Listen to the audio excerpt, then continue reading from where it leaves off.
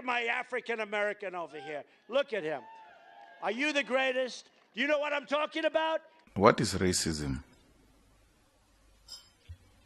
Racism is denying somebody not of the same creed or culture as yourself. You joined the Klan? The Klux Klan. Years ago. You wouldn't believe how bad these people are. How do you become a racist? How do you become a racist? How do you become a racist? Probably by choice. You just choose to be a racist. Yes. What do you think of the Klux Klan? It's a great idea, but it doesn't go far enough. Then they listen.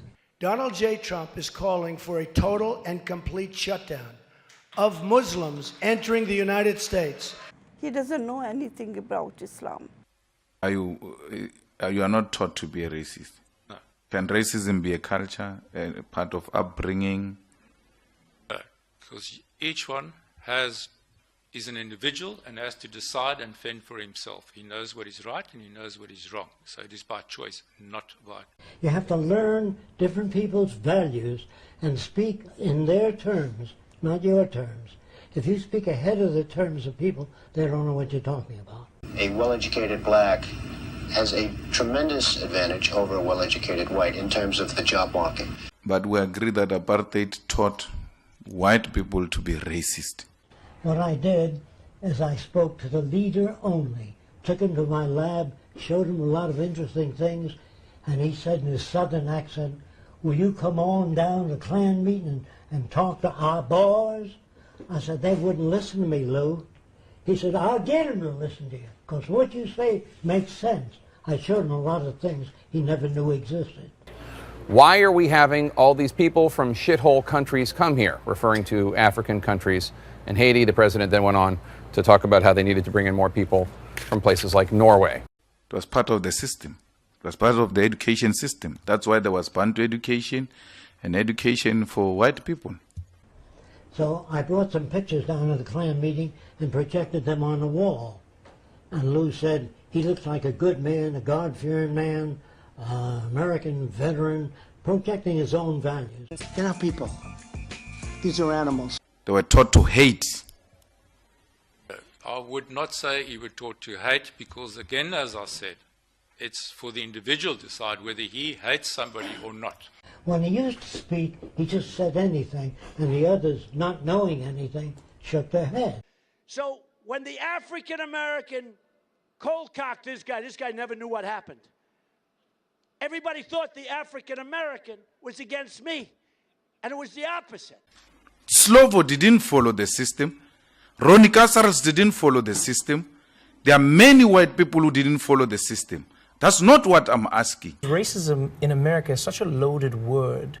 This is the first time what he said didn't make sense, so his group started to laugh at him. So I said to the guys, shut your mouth, because Lou knows more about people than we do. I had to defend him. It made it look like the white guy was on my side. The African American guy said, I had enough. Till the next film. The next film is a record of a man talking in an Oxford accent about aviation. He says, I see a skinny Englishman with a bald head and eyeglasses. He's projecting his own values. Now then, 10 minutes later, the image comes on. It's a black guy raised in England. She's a goddamn nigger talking like an Englishman. This is Lou's reaction, not my words. It feels like people are more afraid of being called racist than actually being racist. Nobody wants to be called racist. No, people go, don't call me racist. I might do these things, but you don't call me racist. If you look at his wife, she was standing there. She had nothing to say. She probably, maybe she wasn't allowed to have anything to say. You tell me, but plenty of people have written that. 4-year-old can see the pain, and he was relating, instead of to pain, he was saying that I wasn't allowed to say. Some may have followed the doctrine, others did not. Not whether others followed or not, the system itself. And I said, Lou, that guy was raised in a different environment. If you took a black man and raised him in France, he'd speak like a Frenchman, if he was a baby. If you raise him in Germany, he'd speak with a German accent. He said, you mean to say that a black man speaks that way because he's raised? Yes. I said, Lou, if I took your kid and raised it in a Jewish family, he'd be a nice Jewish boy. In a Nazi family, a nice Nazi. People are not taught how to think. They reflect their culture. I would love to be a well-educated black because I really believe they do have an actual advantage today. People go, I don't say the N-word, and I don't hang anybody, so I can't be racist. And I go, well, there's levels. We are taking them out by the thousands. I don't exist in a world where I only listen to the people I agree with, because then how will I ever know how to dismantle or think about your arguments in a different way?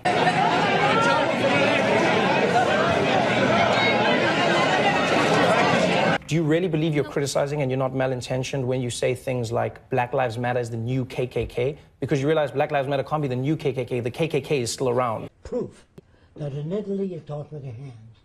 Mangiate d'americano. See, you say, come on, eat, there's good food. That's not you, that's the environment impinging upon you.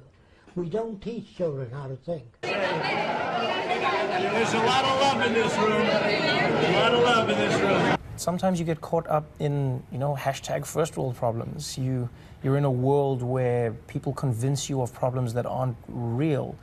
We will have no choice but to totally destroy North Korea. Environment shapes values, facial expressions. If you were brought up in the deep south, you'll speak with a southern accent. And if all you hear is the damn niggers are lazy, they don't do it, if that's all you hear, that's what you reflect. So you might say, I'm going to give me a nigger and I'm going to kick his ass. Is that you or a reflection of your culture? Think about it. It's going to get worse and worse, folks.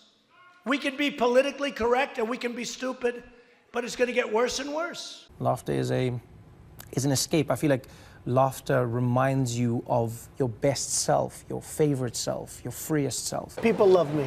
And you know what? I've been very successful. Everybody loves me. Thank God he didn't throw those. Rocket Man is on a suicide mission for himself and for his regime. He said today, and I'm quoting him, he said, I'm not going to pay for that, quote, effing wall. It's a surprise, but I don't want to talk that much about Mr. Trump. She was extremely quiet, and it looked like she had nothing to say. A lot of people have said that. I think my popularity with the vets is through the roof. Even in military, I mean, I was very responsible, along with a group of people, for getting the Vietnam Memorial built in downtown Manhattan, which to this day people thank me for. This guy used a filthy, disgusting word on television, and he should be ashamed of himself, and he should apologize, okay? We're going to make them pay for that wall. I better use some Tic Tacs just in case I start kissing her. You know, I'm automatically attracted to beautiful. I just start kissing them. It's like a magnet. You just kiss. I don't even wait. And when you're a star, they let you do it. You can do anything. Whatever you want. Grab them by the pussy. You can do anything. Whoa! Yes! Whoa! Yes, the Donald has scored! Whoa! Oh, my man! Hello, how are you? Hi. Mr. Trump, how nice are you? seeing you. Terrific. Pleasure to meet you. Terrific. You know Billy Bush? How are you? Nice to see you. How you doing, Very Ariane? good. I'm doing very well, thank you. Are you ready to be a soap star? We're ready. Let's go. Make me a soap star. How about a little hug for the Donald? He just got off the Is bus. it like a little hug, Okay, darling? absolutely. Melania said this was Bushy. okay.